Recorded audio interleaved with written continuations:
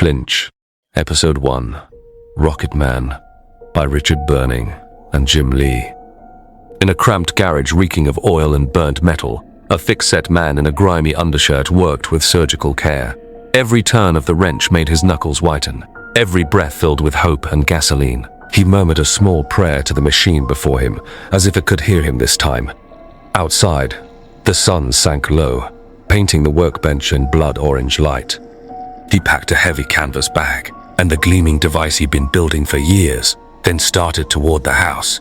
Tonight, he told himself, everything would change. After endless shifts inside a toll booth, breathing smog and counting coins, his moment had finally come. His wife, Fran, waited at the doorway with their 2 children clinging to her sides. Their faces flickered between excitement and unease. He told them this was the night their lives would turn around. His daughter Cassie's eyes widened. "Really, Dad?" she asked. He smiled, lowering himself to her height, his confidence brimming. "The work's done," he said. "All those long nights weren't for nothing. The suit's ready." Fran's face, etched with exhaustion, spoke of the years she'd watched him disappear into this obsession. He took her hand, thanked her for sticking by him since before the kids were born.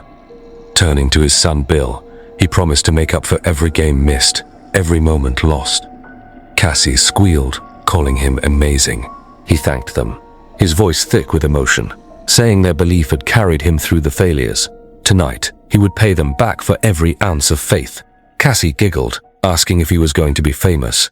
He chuckled, scooping her up. "Better than that," he said. "We're going to be rich. The sky's waiting for us." Later, as he tightened the last clamps on the machine, Cassie begged to help. He let her, guiding her small hands over the switches. When the others stepped back, he stood alone a moment, staring at his creation.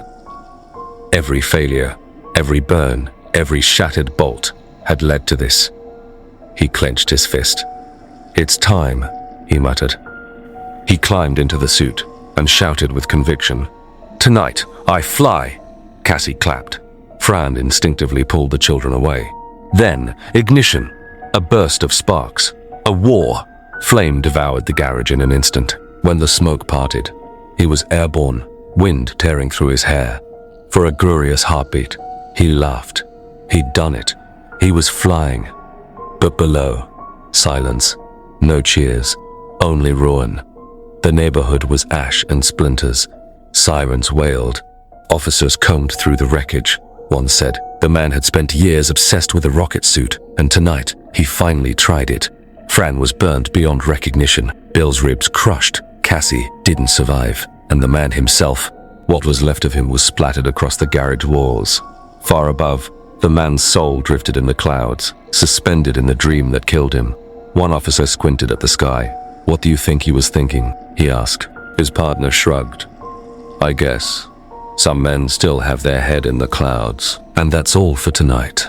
Stay tuned, because another nightmare is already on its way.